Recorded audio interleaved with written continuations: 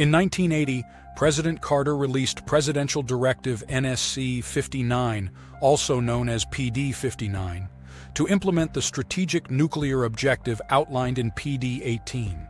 The directive aimed to update, among other things, pre-planned options to the Single Integrated Operational Plan, SIOP, which provided pre-planned targeting of the Soviet Union, its allies, and its forces based on high-level targeting objectives.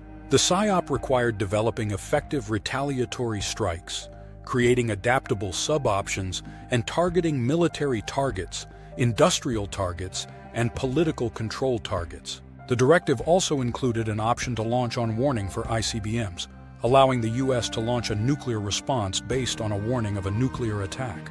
PD-59 aimed to enhance the flexibility of U.S. strategic nuclear forces beyond pre-planned options, enabling quick creation and implementation. This flexible scenario option aligns with Russian President Putin's announcement of updates to Russia's strategic nuclear doctrine. The infrastructure needed to support flexibility options outside of pre-planned attack options included mainly strategic, but could include theater commands reporting to the National Command Authority and intelligence and target development. The U.S. military's countervailing strategy, introduced in PD-18 and expanded in PD-59 NSC-59, required the creation of a reserve force capable of threatening the Soviet Union's population as a deterrent against further attacks. The reserve force would include submarines, strategic bombers, and the mobile version of the MX missile.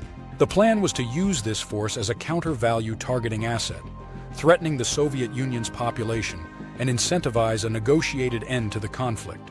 However, the document mandated an increase in the reserve force through 1982 to surpass current counter-value targeting and bolster the countervailing strategy.